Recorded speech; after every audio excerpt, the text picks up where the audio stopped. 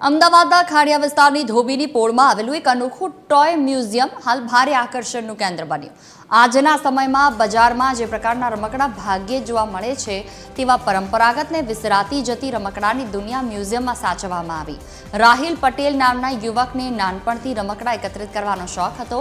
સમય જતાં તેમણે ગુજરાત સહિત દેશના અલગ અલગ રાજ્યોમાંથી વર્ષો જૂના ને ઐતિહાસિક રમકડા એકત્ર કરવાનું શરૂ કર્યું.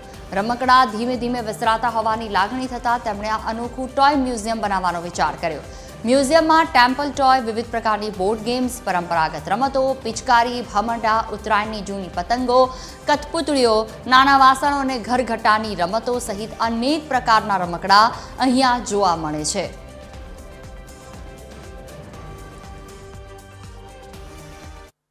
આપણી પાસે જે કલેક્શનની અંદર 1400 થી 1500 જેટલા રમકડા છે. બધા ડિસ્પ્લે ઉપર આપણે નથી રાખતા, પણ એ ડિસ્પ્લે આપણે કાયમ ચેન્જ કરતા હોઈએ છીએ. અને આ હાઉસ મ્યુઝિયમ છે.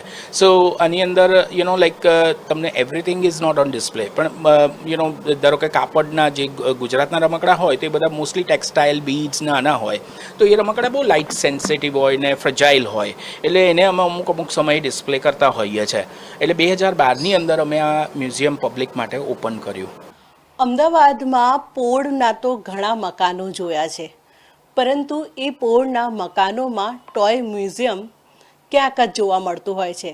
જી હા, અમદાવાદની ખાડિયા વિસ્તારમાં આવેલી ધોબીની પોળમાં ટોય મ્યુઝિયમ ખાસ તૈયાર કરવામાં આવ્યું છે. વર્ષ 2012થી આ ટોય મ્યુઝિયમ તૈયાર કરવામાં આવ્યું છે.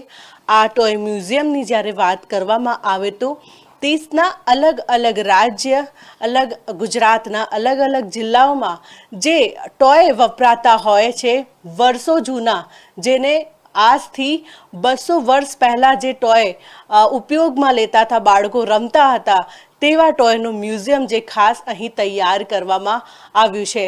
હાલ આપ દ્રશ્યોમાં પણ જોઈ શકો છો કે જે પ્રમાણે માટીના ખાસ રમકડાઓ અહીં જોવા મળી રહ્યા છે.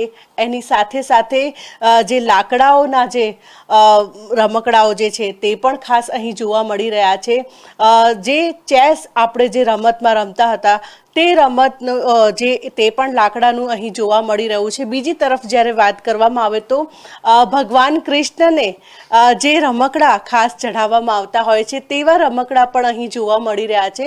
એટલે કે જે પ્રમાણે વાત કરવામાં આવે તો અમદાવાદમાં પણ એક ટોય મ્યુઝિયમ તૈયાર કરવામાં આવ્યું છે, જેની અંદર વર્ષો જૂના જે રમકડાનો સમાવેશ થાય છે અને બાળકો માટે વર્ષો જૂના રમકડાની સમજ પડે તે માટે ખાસ આ મ્યુઝિયમ તૈયાર કરવામાં આવ્યું છે. કેમેરામેન યજ્ઞ મોહન સાથે મોનિકા રાજપૂત, TV13 ગુજરાતી, અમદાવાદ.